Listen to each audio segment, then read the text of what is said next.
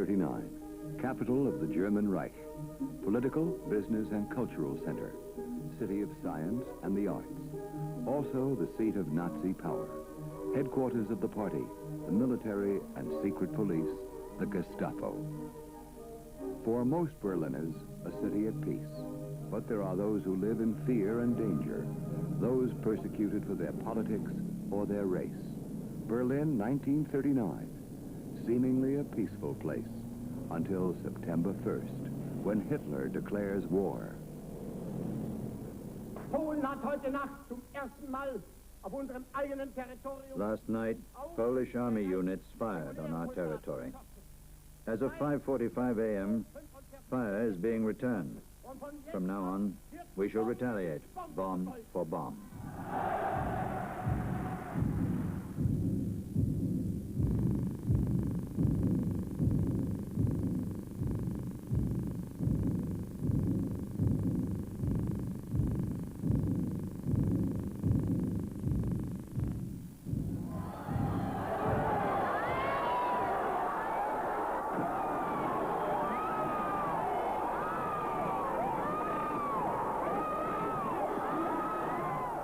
The newsreels show cheering crowds, wild with approval for Hitler's aggression.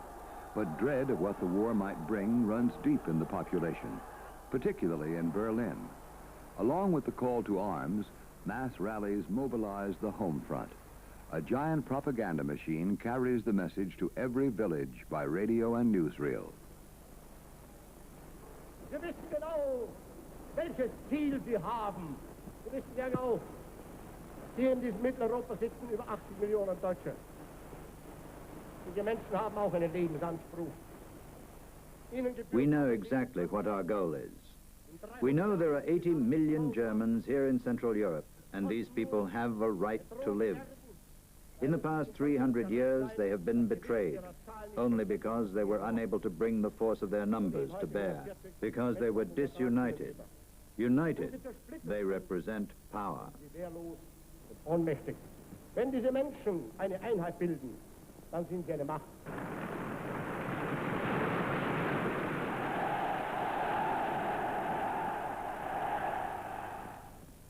Field Marshal Hermann Goering, addressing the workers of the Borsig Metal Works in Berlin, appeals to the entire nation, to every man, to every woman, to stand by the Führer in this hour of decision. Mann und Frau, jeder an seinem Platze, in Treue zum Führer zusammenzustehen.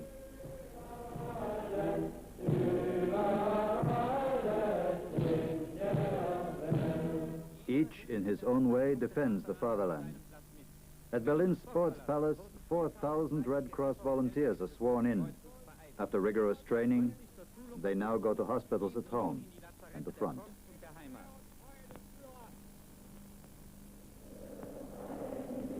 I swear allegiance to the Führer and the savior of the German people, Adolf Hitler, so help me God. So waren wir Gotthelfer.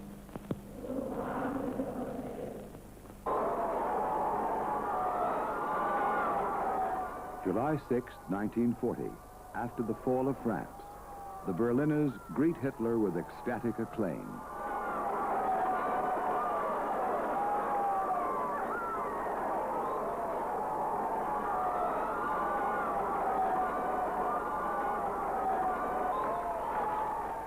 We fed on the fanfares and the triumphal news reports.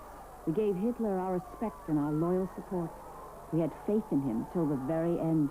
We'd been raised in the spirit of Nazism and knew nothing else. We heard the radio, watched the newsreels, and believed it all.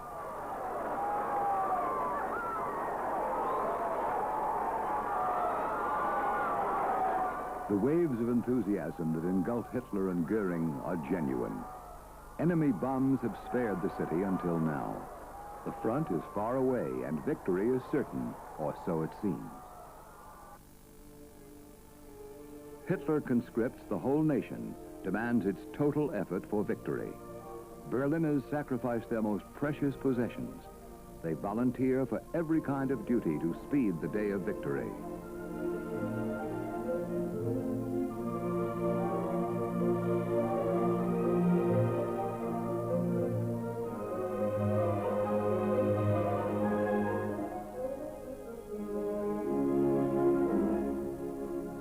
and boys in the Hitler youth organizations make toys for children.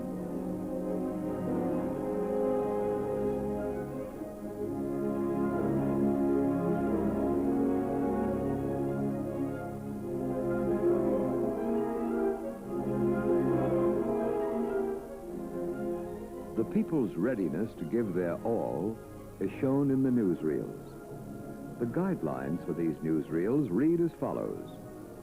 The emphasis is not on objective reporting, but on optimistic, victory-conscious propaganda to strengthen the fighting potential of the German spirit. Speakers, texts, background music, all must follow this line. Der Kämpfer im Luftschutz ist dem Soldaten der Wehrmacht gleichberechtigt. The fighter in the air raid bunker is as important as the soldier in the army. Both are soldiers of the fatherland.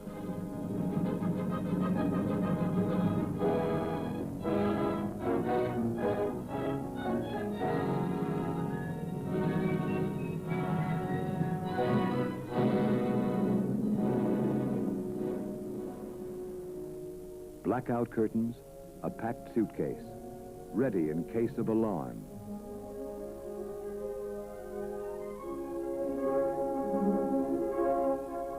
Water and sand pails in the foyer. These are some of the measures prescribed in a teaching film on safety during bomb attacks.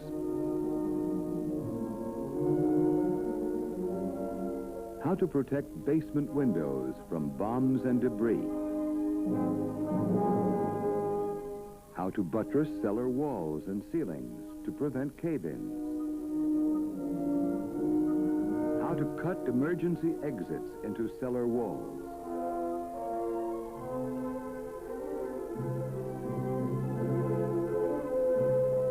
How to arrange furniture in the air raid shelter. How unreal this advice is only becomes evident later. Nobody can imagine the true effect of the bombing raids that are to come. Air Marshal Goering, whose dive bombers brought the Germans easy victories in Poland, Norway, Holland, and France. Goering, whose Air Force flattened Rotterdam and Coventry, takes on the air defense of Berlin.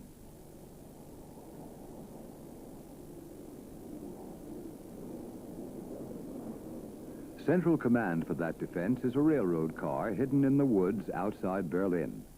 Planning is first-rate and morale is high.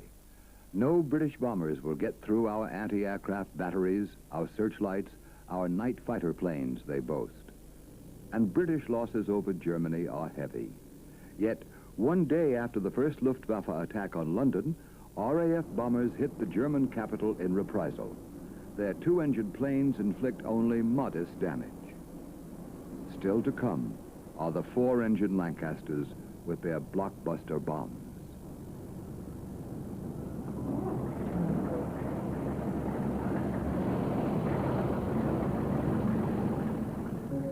The first British bombs hit Pankow and Lichtenberg, suburbs of Berlin. 3 days later, Berlin has its first air raid victims. 12 people die in the workers' quarter of Kreuzberg. Each new attack increases the number of homeless, drives more people into emergency shelters.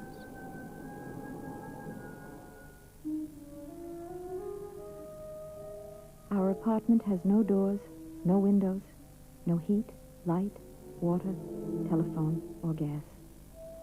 Towards evening and the coming of dusk, things seem eerie.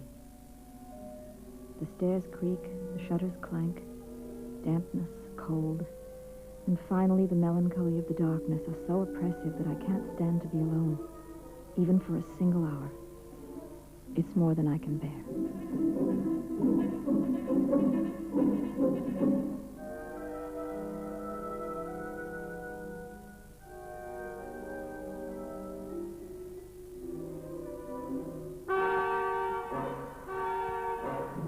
Those who have lost their homes must seek new shelter, must start all over again.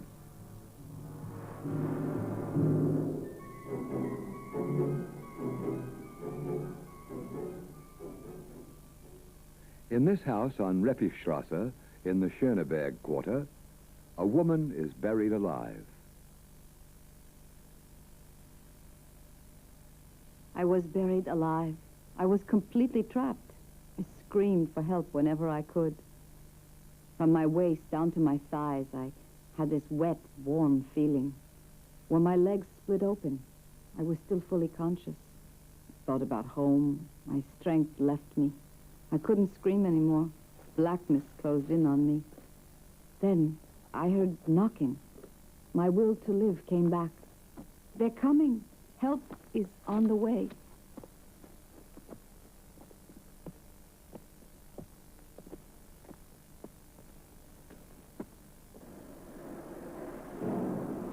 This was to be the splendid capital of the 1,000-year Reich. Massive streets, squares, and buildings were planned to last millennia. In the city's annals of 1939, Goebbels describes the Nazi goals. The Fuhrer has decreed that Berlin must grow more beautiful each year, both in its general plan and its individual buildings.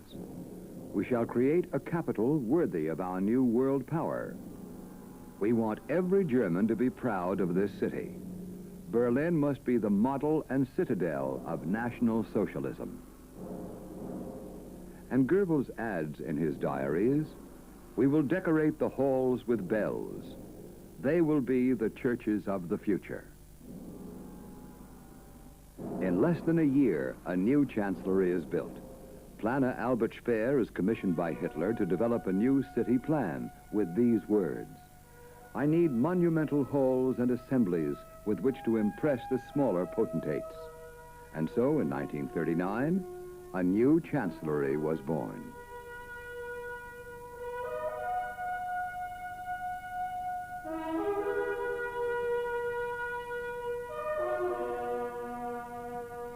"300 German farmers are invited to Berlin as guests of the German Reich.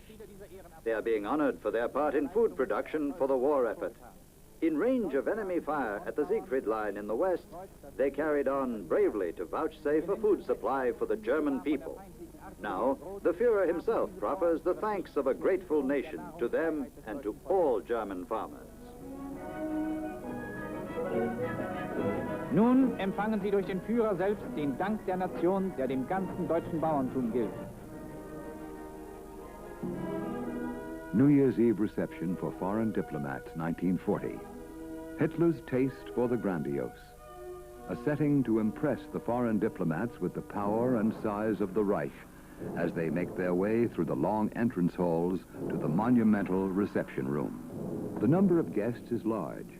At this point, Germany is at war only with France, Great Britain, and Poland. Other countries are either neutral or on Germany's side. At the end of the war, only Japan will stand with Germany. On their cinema screens, the Berliners watch the comings and goings of Hitler's guests. The Grand Mufti of Jerusalem.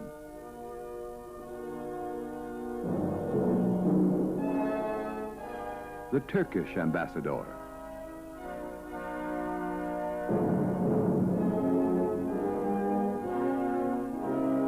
They cheer the arrival of Count Ciano, Italy's foreign minister and Mussolini's son-in-law. They take pride in their city's role as a magnet for their Axis partners and neutral powers. In a vain effort to prevent the spread of war, President Roosevelt sends Undersecretary of State Sumner Welles to Berlin on March 1st, 1940.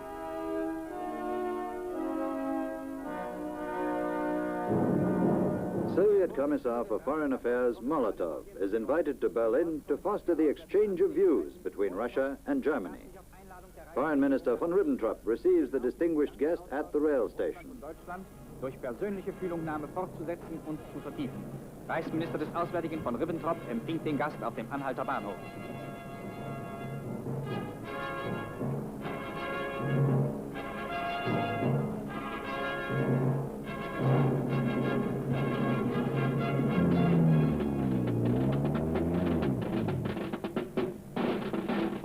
In der neuen Reichskanzlei wurde Molotow vom Führer zu einer längeren Aussprache empfangen. At the new chancellery, Molotov arrives for a lengthy meeting with the Führer. The talks take place in an atmosphere of mutual trust and agreement. Yet only weeks later, Molotov will learn Hitler's true intentions as Germany marches into Russia.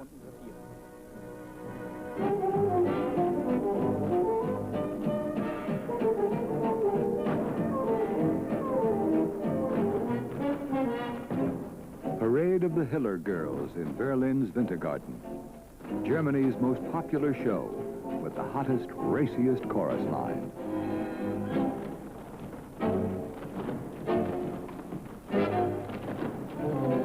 Berliners are in a mood for gaiety, convinced their country is secure. Despite shortages and the nightly air raid alarms, there is a mood of business as usual.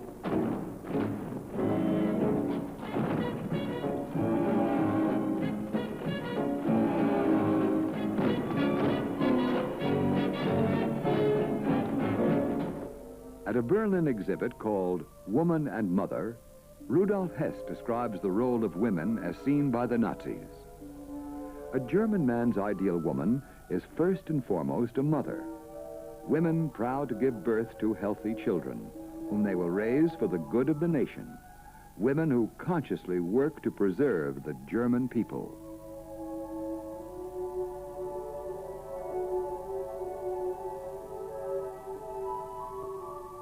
1,200 German mothers who have borne large families are invited to a screening of the film Mother Love.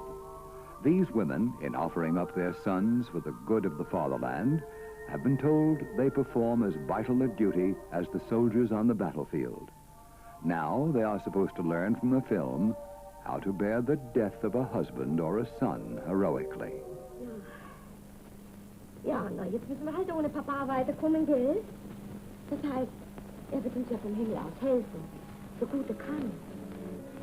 Der liebe Papa. Actor Emil Jannings receives an award for his role in the anti-British propaganda film Paul Kruger. Propaganda Minister Goebbels decides whom and what the nation will honor. Der Deutsche Rundfunk sendete von Berlin aus das 50. Wunschkonzert für die Wehrmacht. Broadcast House celebrates the 50th request program for the armed forces in the presence of Reich Minister Goebbels. Wünsche von Soldaten und Wehrmachtseinheiten erfüllt.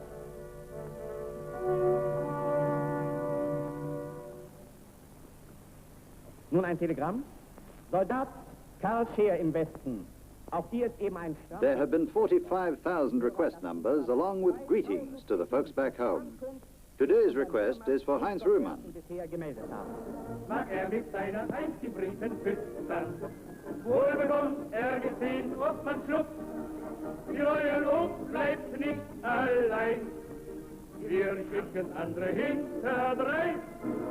Du wirst den ersten Seelot schon erschüttern. Kapitän, Leutnant, Fried ahoi! At the Berlin Borsig Works, the organization Strength Through Joy sponsors a concert of the Berlin Philharmonic. The orchestra plays the overture to the Meistersinger under the direction of Wilhelm Furtwängler.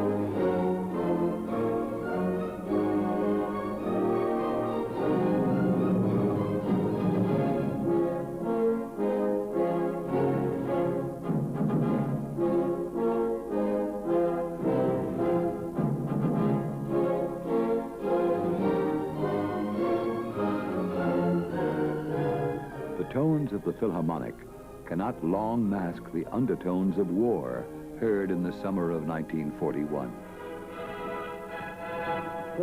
The Reich Chancellery in the early hours of this historic day, the 22nd of June.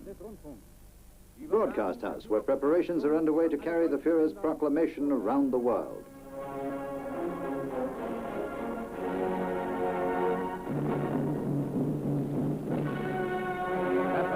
At the Ministry for Public Enlightenment and Propaganda, Minister Goebbels reads the Führer's proclamation. For the first time, the London-Moscow conspiracy against Germany is divulged publicly. After long months of silence, the Führer has decided on the only possible course. These are his words. I have decided once more to put the fate and future of the German Reich into the hands of our soldiers. Following the reading of the Führer's proclamation, Minister for Foreign Affairs von Ribbentrop makes public to the national and foreign press the German note sent to the Soviet Union.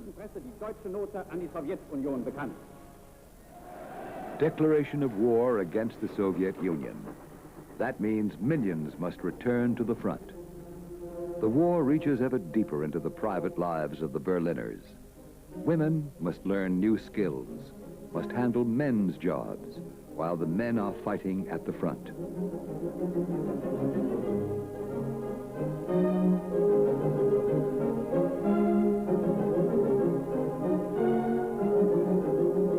In 1935, Hitler had come out against equality for women. He said it would only lead to situations they were not equal to, and merely weaken their position vis-à-vis men and society. But the women meet the challenge as mothers and as workers. Most women are forced to work. Refusal can lead to the concentration camp. Only those seriously ill or pregnant can get excused. After the day at the factory, many go home to take care of their children. They live through long nights of air raid alarms. But I have not heard a single bitter word uttered. I ask myself, is it fear or submission? The Berliners donate clothes for the needy. They still believe their gifts will help the soldiers beat the Russians. No one, not Hitler, not his generals, can envision the severity of the Russian winter. Actually, the invasion was to have been over by the time winter started. Here, Olympic winner Crystal Krantz donates her skis.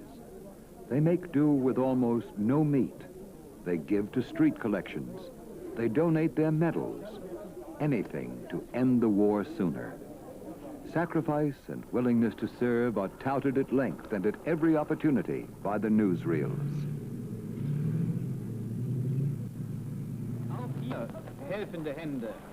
Helping hands everywhere. Members of the party and the Labor Front offer up their Sundays at the Tegel gas works to unload coal. 1,200 men handle 60 cartloads in a period of 9 hours. That's 1 ton per man. Rund 60 Waggons. Das ist pro Kopf eine Tonne. Sometimes there are special perks. To meet rising dissatisfaction with food shortages, Goebbels brings food from the occupied East. Astonished Berliners, used to rationing, to coupons for bread, soap, and clothing, see stores with goods in the windows. They can go shopping, but not the Jews, not the prisoners of war, not the foreign workers. There are no special rations for them.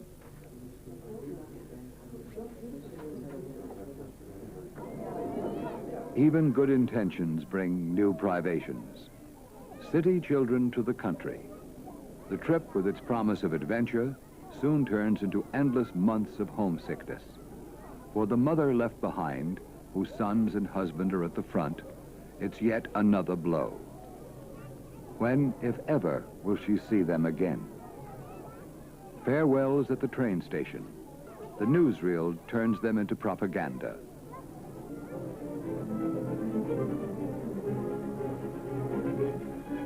A last kiss. Father and mother know their little ones will be well taken care of. Children of all classes are sent to the country to protect them. No more sleeping problems caused by the nightly air raid alarms.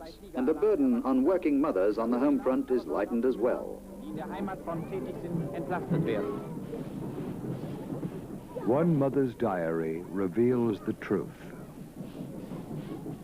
How I hate the farewells, the train stations. They have become the mark of an evil time, a bustling emptiness, settings for goodbyes that too often turn out to be final. Another farewell forever. From a different kind of transport, not filmed for the newsreels, a Jewish mother writes, I don't know yet when or whether I'll be back. Keep well. Love, Mommy. The 78,000 Jews still left in Berlin are subjected to ever new chicaneries. J for Jew is stamped on their ID cards. Each card bears Sarah or Israel, the new first name decreed for every Jew. They are excluded from military service, even half-Jews. Their ration cards for clothing, meat, fish, eggs, and milk are lifted. No Jews are allowed in movies, theaters, swimming pools, parks. The most shocking measure goes into effect in the fall of '41.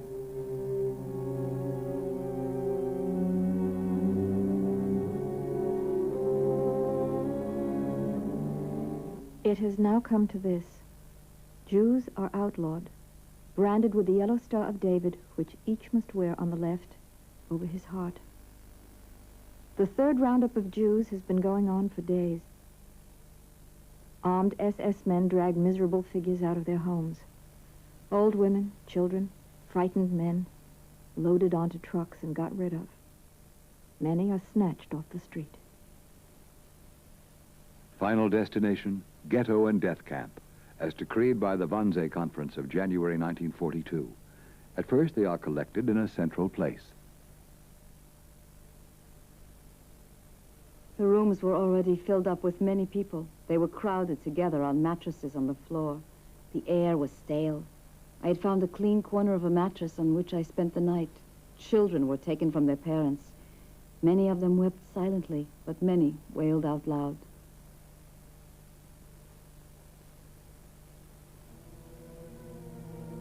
The transports leave from Grunewald Station. Forcible evacuation. Destination unknown. To Polish concentration camps for the Jews, say some. To certain death, prophesy others. Some few can flee their fate. They go into hiding. For 2 years we lived in the underground, moving from one place to the next, hunted down, always on the run, always in danger, always in fear of discovery. I'll never forget those Berliners who helped us. Without them, we couldn't have stayed underground. 2 years, but it seemed like 2 centuries. We had a little bunk in the cellar, under the stairs, on the stone. The walls were frozen. They glistened. The windows were covered up. The other tenants were not to suspect we were there.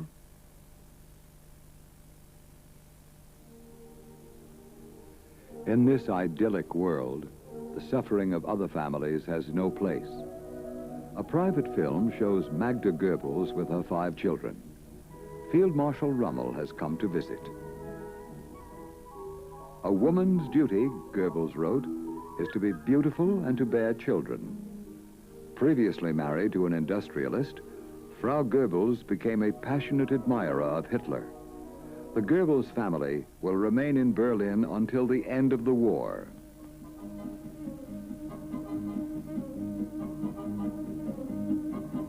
Summer of '42, a Sunday. Berliners go for a walk in the fresh air, as is their habit. Unlikely as this may seem, the war was very remote. This is the reality for most Berliners. We adapted to every situation, although things got worse all the time. During the summer, we went to the lake at Wannsee, went to the zoo, sat in Kanzler's Café, and didn't find it abnormal. We behaved like young people since time immemorial. Life just continued.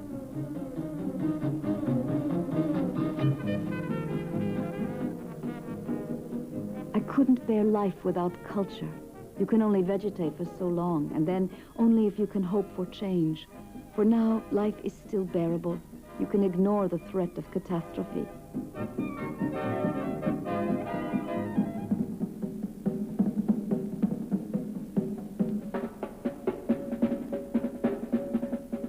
Strange thing, the mind. In the midst of these cruel times, I long for new clothes, luxury, a new hairdo. Is that part of the will to live? You get dressed up, happy to be noticed with attractive men. You have some wine or cognac. You distract yourself. The peaceful summer is followed by heavy bomb attacks at nights filled with fear. Air alert. Outside, people start to run with suitcases and baby carriages. Like animals, they crowd the bunker entrances. The doorways are small and much too narrow. People push in, frightened and tired.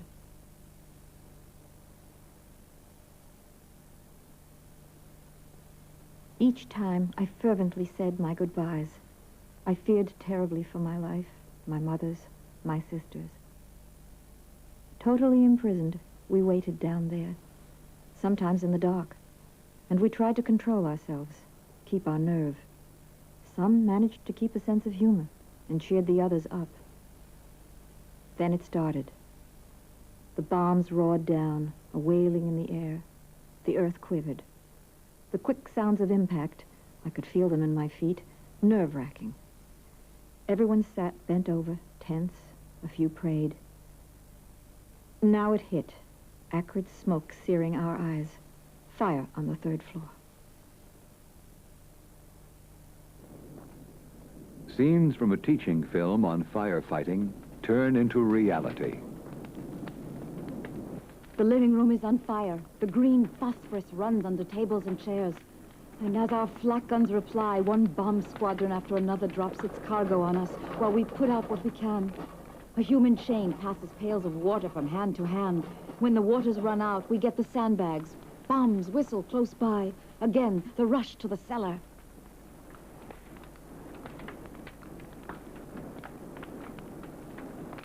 By early 1943, the traces of war can no longer be overlooked. Monuments are boarded up. Buses run on bottled gas carried in trailers.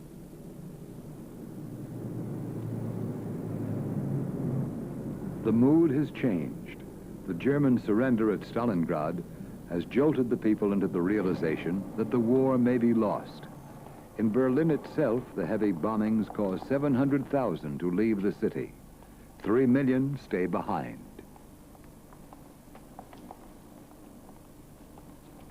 That fall, a secret finding reports that people are criticizing the Fuhrer openly. They have no inkling that General Harris in London has been given a free hand to undertake the saturation bombing of Berlin. We'll lose 400 to 500 planes, but Germany will lose the war, says Bomber Harris. The raids begin November 1943 and end in March 1944.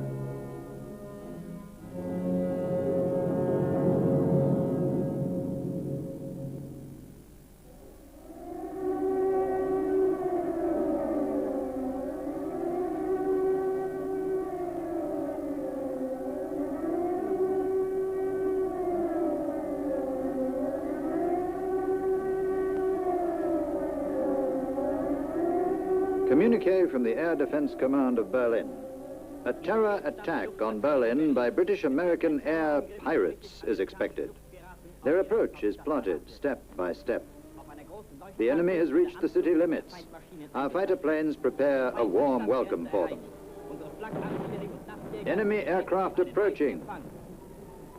Each movement of the enemy's planes is under scrutiny. Die Feindverbände kommen näher. In einem Jagdgefechtsstand ist jede ihrer Bewegungen unter Kontrolle. The German air defense in action. They shoot down a total of 492 planes, but they cannot prevent the steady advance of the British bombers, the new, heavier Halifaxes and Lancasters. Night after night, they drop incendiary and high-explosive bombs. Im Luftkampf mit Jägern.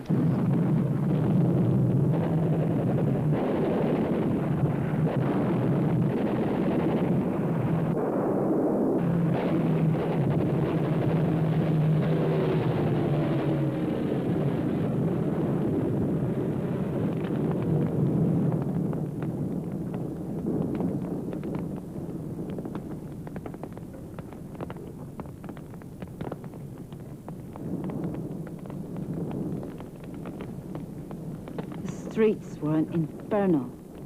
Burning beams, tree branches, roof shingles, and window panes flew through the air. Burning bits of curtain, walls, and trees fell over. But the worst of all was the firestorm. The air shone red with glowing particles. and you pushed with all your might not to be sucked into the deadly maelstrom. We tied wet rags around our heads to be able to breathe. We wet down our coats. Our only thought was to escape those burning houses as fast as possible. Figures kept surfacing out of the smoke, out of the ruins. The sickening stench of burning was nauseating.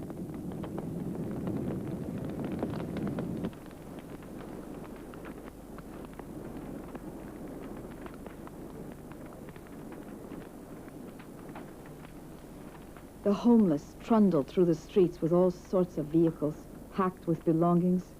Oh, I never saw so many people crying as that day. Many of the bombed out were able to save only the clothes on their backs. The night's terror left its mark on people's faces.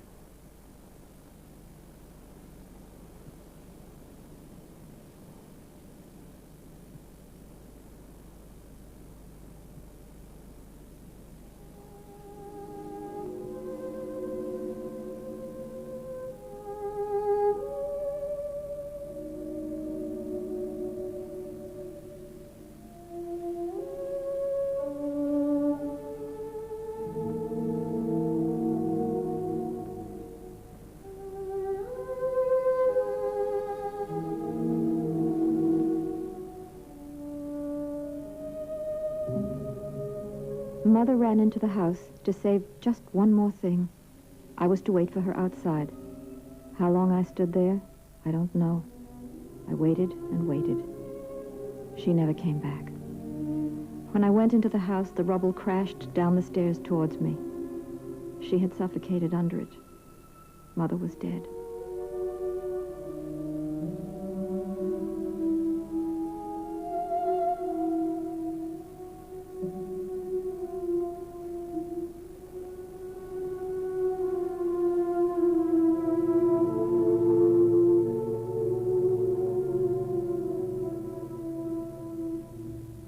"48 bombs, they say, hit our neighborhood.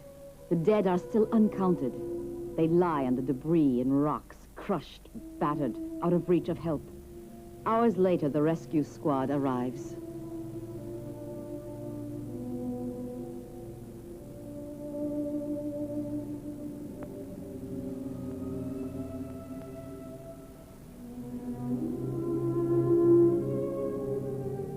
Tally of the horror at the end of March 1944, 1.5 million homeless, 18,431 critically wounded, 6,166 dead.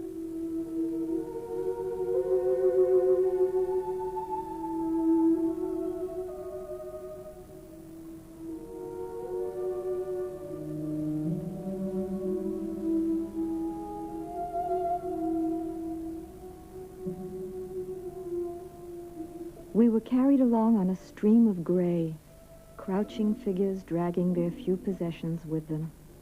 The bombed out, who appeared from nowhere to go nowhere. People came towards me like ghosts, scarves over their faces, wearing dark glasses against the smoke which hung like a contagion over the city.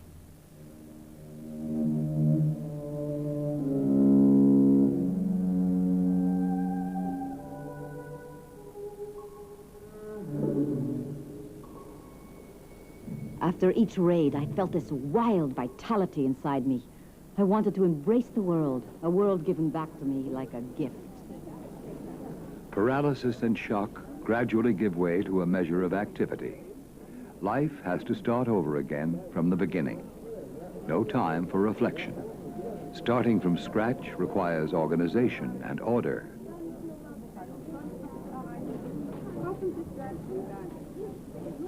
We registered and received a bomb damage certificate stamped total loss. Much had now to be done. First off, clothing and other essentials had to be found. Shelter had first priority, and time was short. The number of homeless kept rising. We lugged whatever we could find down that awkward circular stairway. Finally, we just threw beds, books, pillows out the window. In the midst of this commotion, I found myself alone in my room. It still reeked of smoke. I consciously took in the sight for a last time. All that remained of everything I had inherited, had worked for. All my nice things. Just a pile of rubbish. In the subway, on the streets, in stores and buses, you hear the same phrases. Bombed out, roof flew off, windows out, doors off, everything gone. It's as if there were no room for other suffering.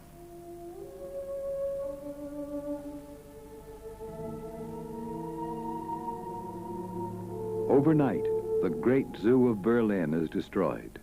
In the space of 15 minutes, 1,000 incendiary bombs and tons of explosives destroy most of the animals, once favorites of the Berliners.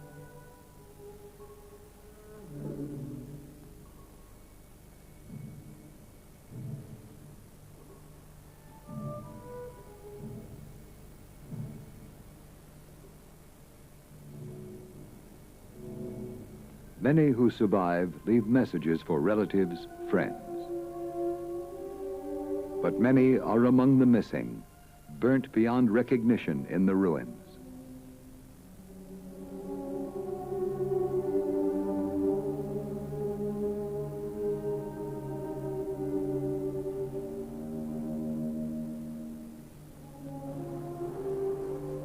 Others move from one shelter to the next, carrying a cart full of belongings, or only a suitcase, until they are bombed out again.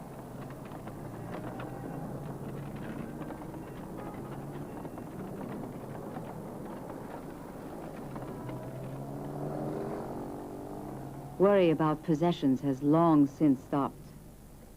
Everybody travels light, as Goebbels puts it. I ask myself whether the march of an entire people on their way to destruction isn't traveling too light.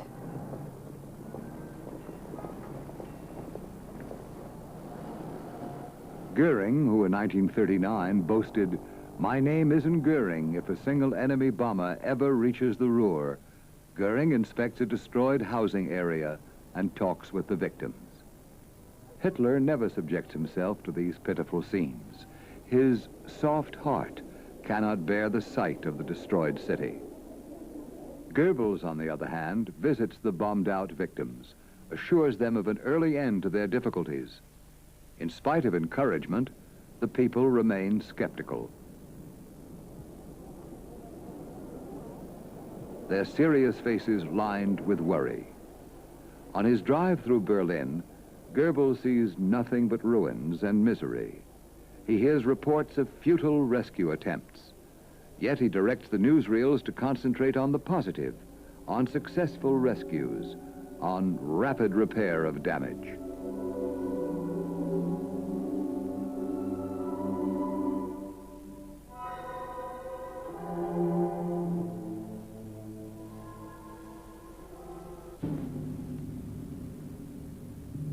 Shots taken with a hidden camera show the real life of the Berlin streets, the daily life of Berliners and foreign workers.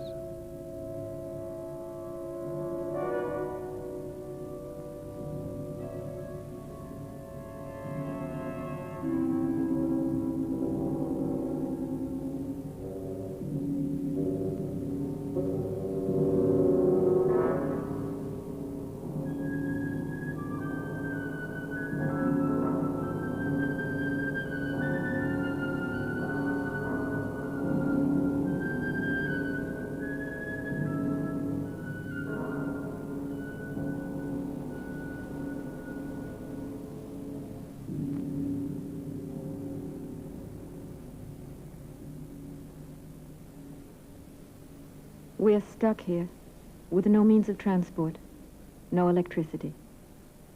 10 days will pass before the lines are repaired. And what do we make the repairs for? Why do thousands of people keep rebuilding things that, within the hour, may lie in pieces once more? I look at the faces of the people clearing the rubble, and the people boarding over the windows. I look at my own face in the mirror, encrusted with dirt, my scarf awry. And I believe I have found the answer. Neither cleaning up debris nor rescuing bed pillows has anything to do with Nazi ideology. Nobody thinks about Hitler when he's boarding up his kitchen window. But everyone is surely thinking, you can't live in the cold. You have to have a little corner in which to stretch out before night falls and the sirens howl again. Clearing up the bomb damage in the AEG electric factory. Chaos or not, Berlin workers don't lose their sense of humor. They invent new names for the various sections of their city. Klamottenburg for Charlottenburg, Old Ragsburg. Trichterfelder for Lichterfelder, shell-torn fields. They quip, whoever's still alive has only himself to blame.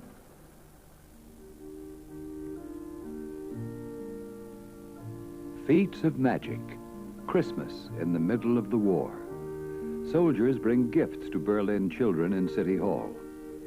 The greatest gift, though, is to see one's dad again, if he has managed to leave from the front.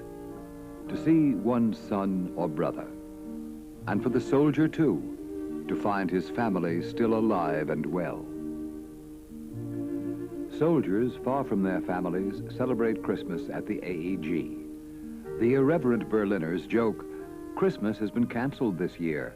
Joseph is drafted, Mary's at the Red Cross, and the child has been evacuated. The ox is rationed, and with the jackass alone, you can't celebrate Christmas. New Year's Eve, 1944. Time for a last party. Let's take advantage of the nice apartment before it's gone. Everybody wants to forget his cares and mourning for a few short hours. Happiness, too, can kindle warmth when there's no coal. We live for the moment, but never as intensely as now. These family parties are modest and heartfelt, compared to the hypocrisy of Hitler's birthday in 1944. War ein einziges Bekenntnis der Treue zum Führer, des festen Willens zum Kampf und unbeugsamen Widerstand bis zum Sieg. In der Reichshauptstadt. The people pledge their undying loyalty to the Führer, determined to fight unquestioningly until victory is won. The Berliners parade down Unter den Linden alongside the Guards. The streets have been gaudily transformed. Red flags flutter out of holes, a red that seems to mock us. There were people buried alive under these ruins. You could hear their knocking till they suffocated. Now the mounds of rubble are playfully decorated with little paper flags. No one knows behind which facade, in what courtyard or cellar, people are active in the resistance, at the risk of certain death. They help those going underground, the persecuted. They print flyers in order to shake up the others.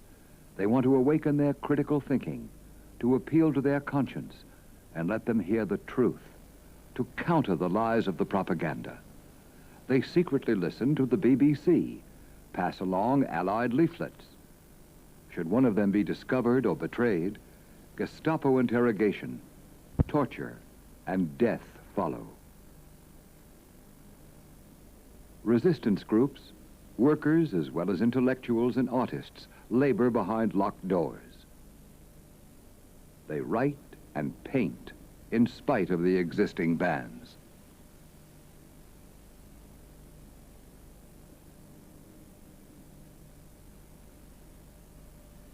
In contrast to the mock heroic rendering of a world which no longer exists, painter Joe Bulko depicts reality. His world has become a dance of death. Vultures swoop down on people. Death walks the land of men and animals. Corpses view skeletons. The apocalypse in the zoo.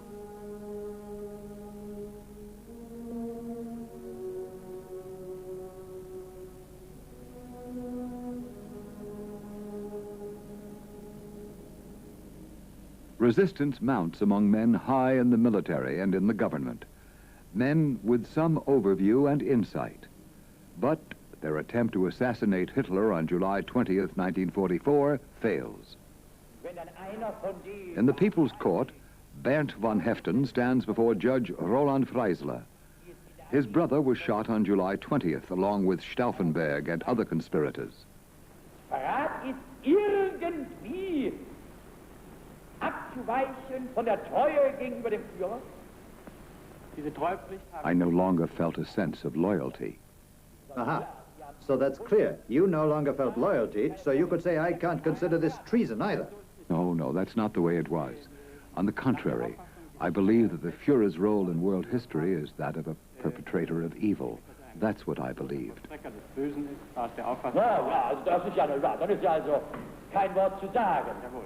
In spite of Freisler's shouting and the threat of death, these men stand fast in their beliefs.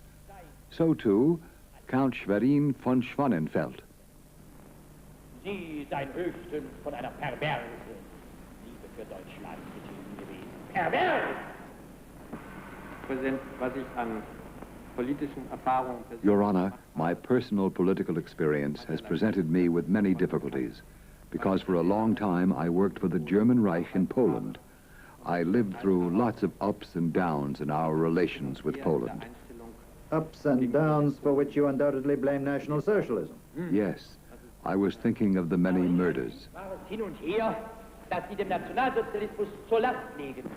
Gedacht an die vielen Morde. Morde? Murders? You filthy scum, you! Schäm, you lump! Sentenced to death by hanging. Often the sentence is carried out that same night, 4,900 times during the last 2 years of the war. The film coverage in the People's Court is classified top secret, while the newsreel shows its hero of July 20th. Major Rehmer, commander of the Guard, Berlin, at roll call. He was promoted to the rank of colonel by the Führer for having put down a traitorous clique which had forsworn its allegiance and loyalty to the Führer. Wir sind heute Gottlob politische Soldaten. Unser politischer Auftrag lautet... Thank God we are political soldiers. We must secure Lebensraum, defend our fatherland, our national socialist ideas, and carry out our oath to do our political duty against all odds, till victory is ours. Und wir werden diesen politischen Auftrag unter allen Umständen durchführen bis zu unserem endgültigen Sieg. The Goebbels propaganda machine continues to try to bolster sagging morale. Des politischen Wortes geworden. Im Zeitraum eines Gedankens spricht eine einzige Stimme Millionen von Menschen an. The newspapers proclaim that the nation is unbowed, united and prepared. Some Berliners, now grown critical, draw their own conclusions, which, if uttered aloud, could mean arrest or death, even though meant only as a joke. Stand your ground, idiots. Well, they'll stand their ground all right, till they're buried in it. Air raid alarms go off during the day now, too. There's practically no way to get to work, what with the limited transportation. It has become very difficult to find your way in Berlin. The bombings force you to move from one place to another. Streets are cordoned off, houses disappear. I wander around, lost among the rubble. I'm paralyzed with fatigue from those perpetual alarms. Sleep's become our most prized possession. I dread that jumping out of bed, dressing hastily, throwing on these old stale clothes, rumpled and smelly because they're practically never out of that dank cellar. Rushing to the bunker. It's all so awful. Before 10,000 soldiers and defense workers, the Dresden Sports Club and the Hamburg Air Force sports team meet for their final playoff of the 5th German War Championship.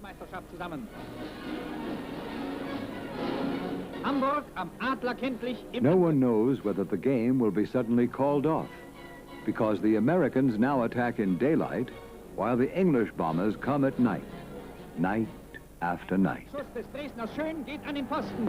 Hamburg on the attack. Dresden Schön delivers himself of a beauty. It hits the goalpost. Dresden wins hands down, 4-0.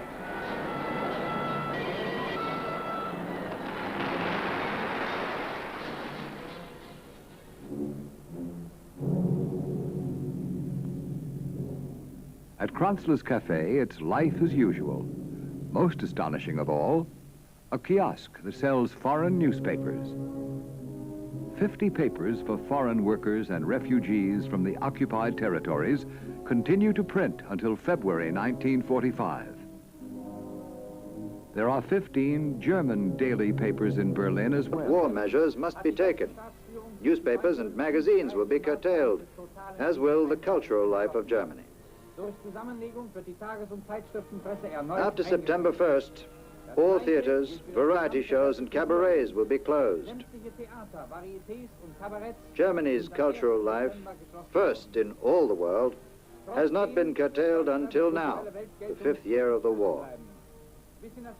The greatness of our mission, the very survival of our nation, has forced each of us to shoulder the burdens of the war. Größe seiner Aufgabe und die Härte der Zeit verpflichten jeden Deutschen, einen Teil der Lasten des Krieges auf seine Schultern zu nehmen. Berlin and Berliners are mobilized. Women, young and old, are forced to take over men's jobs in the factories and defense plants. They do unaccustomed work. When they make a mistake, for not all have a mechanical bent, the words sabotage and concentration camp are heard. They work alongside foreign women and concentration camp prisoners, many for the first time. Horrified, they nonetheless remain silent as ordered. In the face of others' suffering, their own ills seem bearable. We worked in 2 shifts, from 6 till 2:30 and from 2:30 till 11. The work was done standing. You could only sit during the break. But I also had to take care of the apartment and the children, and I had to queue up for food. If only my feet hadn't hurt so. And so little sleep, plus the daily air raids and the night raids.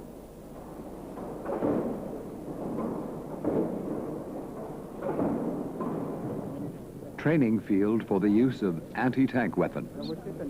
Does anyone still recall Hitler's words? I would be ashamed to be a German if in the case of war even one woman had to be sent to the front.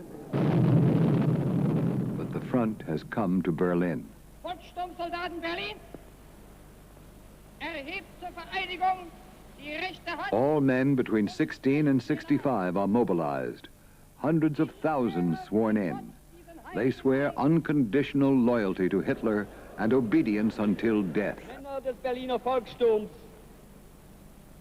ihr habt soeben als Men of the Berlin Volkssturm, you have just sworn an oath to Hitler, to the freedom of our country, and to the future of our people, so as to prove to the whole world that Germany can count on millions of able soldiers, not only at the front, but at home as well. Nicht nur an der Front, sondern auch in der Heimat über Millionen. Men who are of unswerving will, who will never lower the flag before the enemy of the Reich and will never capitulate.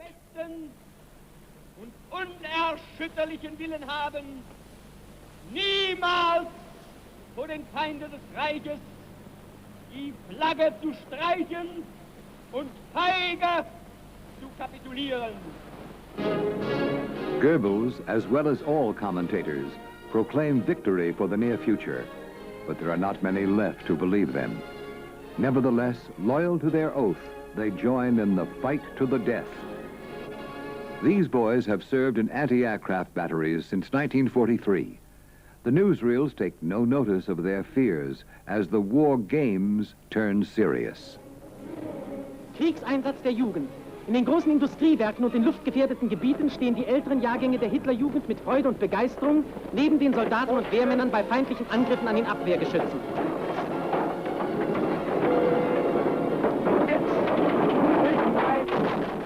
In the large industrial areas subject to air attacks, the Hitler youths enthusiastically take their places beside the veterans. Bomber zum Absturz gebracht. The ultimate honor. 20 youths are decorated with the Iron Cross by Hitler himself, who appears here for the last time in public.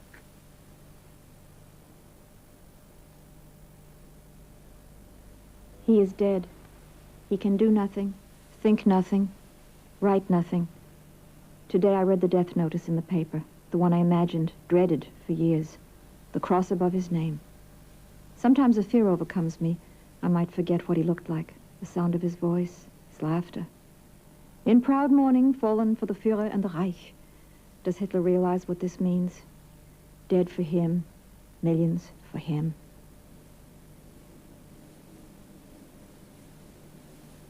Memorial Day for Heroes, March 10th, 1945.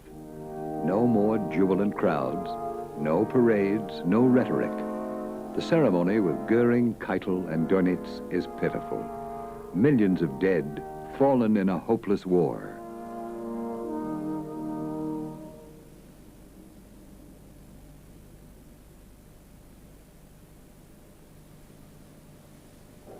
There are heroic public measures to ease the suffering of the people.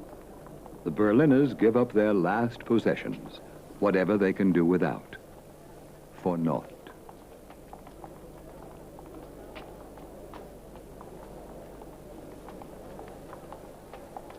Soldiers, aware of the futility of the fight, try to desert or to surrender.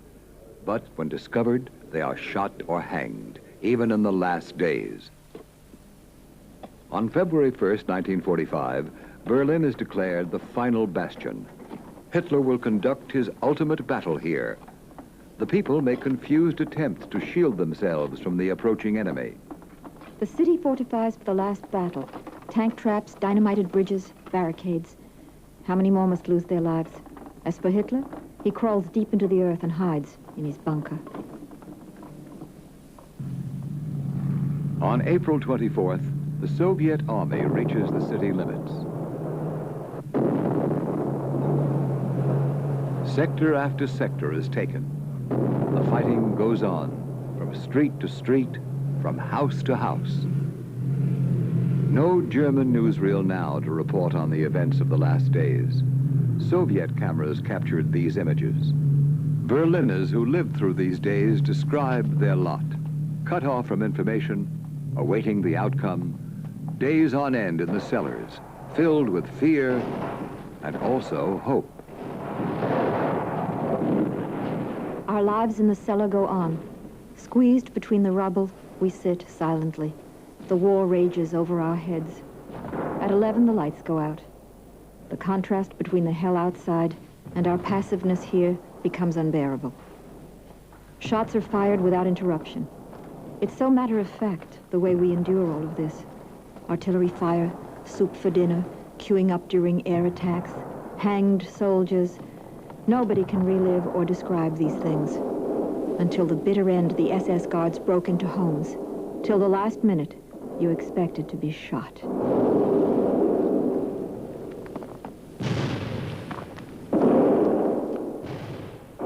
The cellar was your world, if it was still there.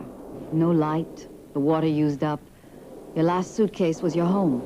Outside, a civilian stumbled along the bombed-out streets seeking cover. I watched as a woman next to me was torn to shreds. A mother killed while looking for bread.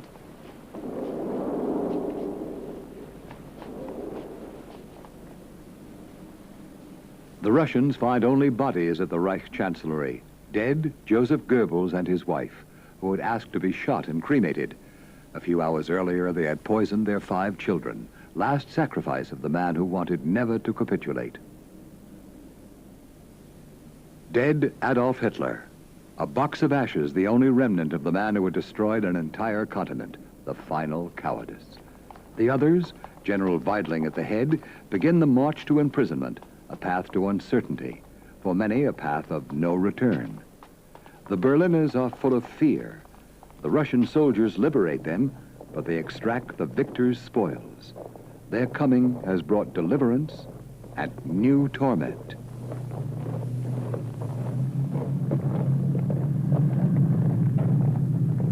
All that I love is gone. Friends have died or been killed. My favorite places have been bombed out. What's left? What can one wish for? Believe in? Look forward to? Each hour brings another mood. Russians looting, No end to the worry, the fear, the rumors. The bombs no longer drop, but suffering takes on a new form. No sign of relief. No new beginning. And yet life must go on. Our main concerns are water and food. And at last, the feeling of having survived. The sense of strength to make a new beginning. To know all of a sudden there's time ahead of us, a lifetime. We shall not forget. We will build afresh. We will. Thus the future begins at the 0 hour, when Churchill, Stalin, and Truman proclaim the capitulation of Germany. The German war is at an end. Fascist Germany, forced to its knees by our Red Army and the armies of our allies, has declared itself beaten and surrenders unconditionally. This is a solemn but a glorious hour.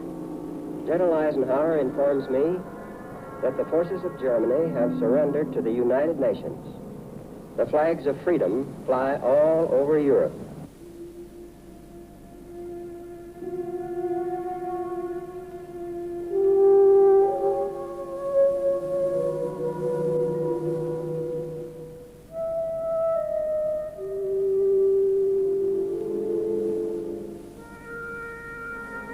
Berlin, May 1945.